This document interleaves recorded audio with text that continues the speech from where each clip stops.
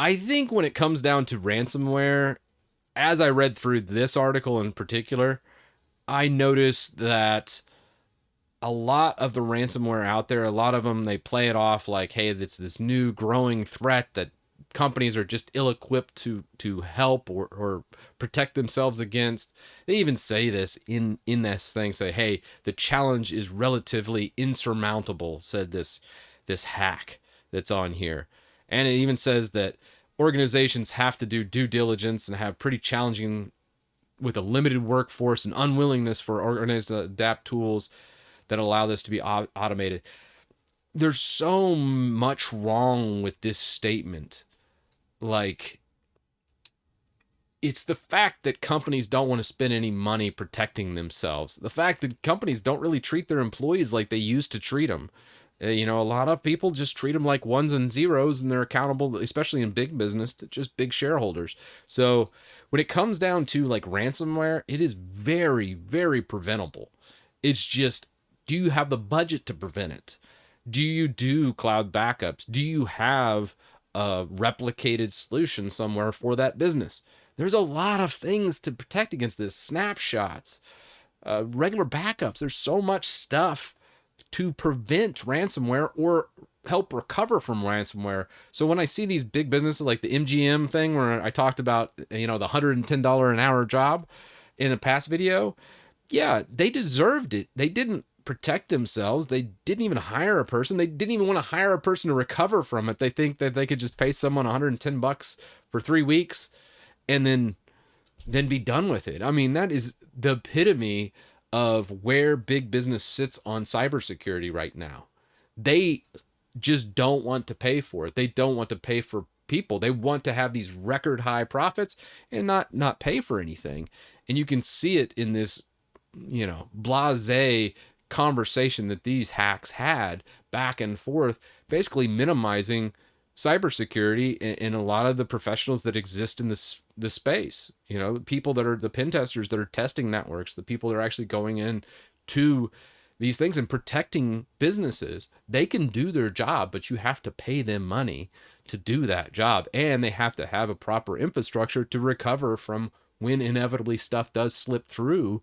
I look at this, and as I read through this article, I was like, ugh, I don't understand it. And some of it, I think, when you look at especially his final quote here, I was in government for 32 years worth of the time. So he was a worthless human being for the most part.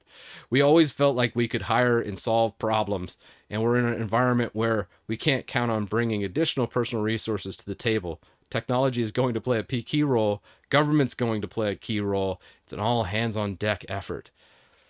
This scares the hell out of me. The worst thing that could happen is government intervention.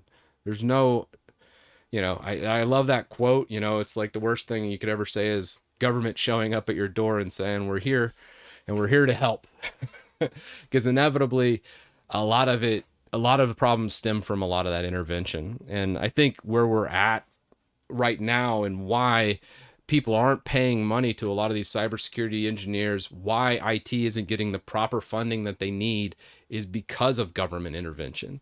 I would say if you link it back to the 90s here in the States, where a lot of big businesses have blossomed from, and there was some huge government intervention that happened that degraded the quality of life for everybody in business. And it wasn't meant to be that way. There was a law, I think it was in the late 90s, where they wanted to limit CEO pay. So what they did was, I think they put like a $1.5 million cap on CEO pay, and I think most C-suite executives have varying levels of degree, and it was a law they passed. Sounds great, right? Less money for the executive team means more money for the rest of the people, and it kind of gets spread out among that. Now, in the 90s, it was pretty much a golden era. You still had pensions for a lot of big businesses. You still had a lot of things happening, but profits became the absolute biggest thing because of that law. Because what people did to compensate the CEOs and the executive suite was they started giving out stock options and saying, hey, we can only pay you the cap of 1.5 million, but we will give you 100,000 shares for our company, and then you'll have this type of payout system with stock options. And because of that being that government intervention that happened, it degraded the quality of everybody in any publicly traded big business, just from that one law that did the inverse of what it was intended to do. And that's why big business is in such shambles, and why they just are always maximizing profits because of those stock options, because it was incentive to inflate the price of the stock, meaning restructurings. They did less of what was important for the employee and more, hey, let's keep the shareholders happy. Let's make sure that stock price just keeps going up, because everybody in the executive suite would benefit greatly. That's how it relates to cybersecurity, and why it relates to IT in general, because that's one field that you can cut massively on, and you really don't see any initial ramifications for cutting that budget on. I was in a business where they made literally $250 million, almost like $250 million in a single physical year. And their infrastructure was, just thrown up there. They maybe spent $40,000 or $50,000 on their entire infrastructure. I mean, that's just crazy. And guess what? They're not alone. There's a lot of businesses that have done exactly that. Revenue, not profit. It was a waste company that I used to work for.